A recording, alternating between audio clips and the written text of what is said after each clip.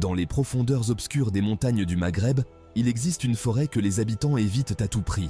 Cette forêt, dense et sombre, est hantée par une créature terrifiante, connue sous le nom de Mama Goulla, une ogresse redoutée dont l'appétit pour la chair des enfants a alimenté les cauchemars de générations entières.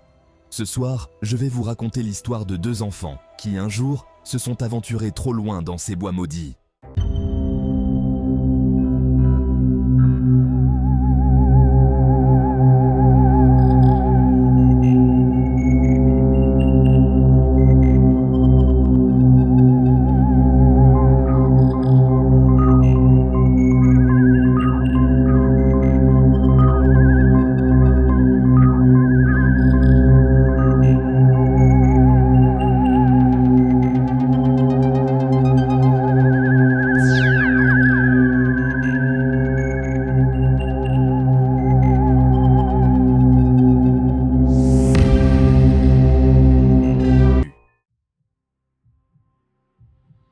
Affolés, ils cherchaient désespérément leur chemin, mais chaque direction semblait les conduire plus profondément dans les ténèbres.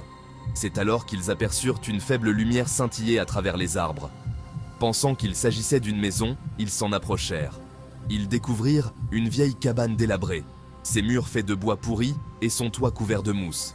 Trop épuisés et affamés pour hésiter, ils frappèrent à la porte. Une vieille femme leur ouvrit, son visage caché sous un large capuchon. Elle les invita à entrer d'une voix rauque et inquiétante.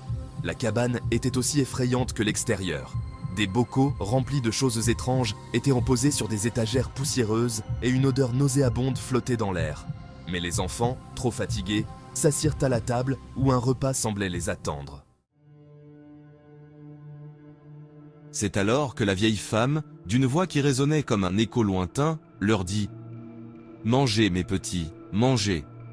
Vous en aurez besoin pour le voyage qui vous attend. » Mais lorsqu'ils soulevèrent le couvercle de la marmite, ce qu'ils virent les pétrifia. Des os blanchis et des morceaux de chair flottaient dans un bouillon sombre. Terrifiés, les enfants réalisèrent qu'ils étaient tombés dans le repère de Mama Goulla, l'ogresse des bois. La vieille femme releva son capuchon, révélant un visage monstrueux, avec des yeux rouges luisants et des dents acérées comme des rasoirs. Elle s'approcha d'eux, ses mains déformées et griffues, prêtes à les saisir. Mais le jeune garçon, se souvenant des histoires que sa mère lui avait racontées, sut ce qu'il devait faire. Il sortit de sa poche une petite bougie et l'alluma.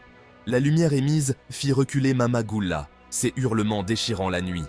Elle tenta de les attraper, mais ses yeux, aveuglés par la flamme, ne pouvaient plus les voir. Profitant de la confusion, les enfants renversèrent la marmite bouillante, créant un chaos dans la cabane. Ils se précipitèrent vers la sortie, laissant derrière eux la créature hurlante, prisonnière des flammes qui commençaient à dévorer les murs de la cabane. Ils coururent sans s'arrêter, guidés par la lueur du feu dans leur dos, jusqu'à ce qu'ils atteignent enfin leur village.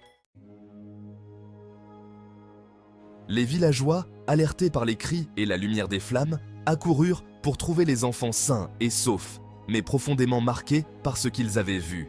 Ils racontèrent leur histoire, et les anciens du village décidèrent de brûler ce qu'il restait de la cabane de Mama Goulla pour s'assurer qu'elle ne reviendrait jamais.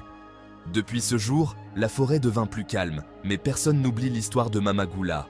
Car même si la cabane a été détruite, certains disent que son esprit rôde encore parmi les arbres, à la recherche d'enfants perdus pour apaiser sa faim insatiable. Alors souvenez-vous, si vous vous aventurez trop loin dans les bois, soyez prudents. Car Mama Goulla pourrait bien être là, dans l'ombre, attendant le moment où vous baisserez votre garde.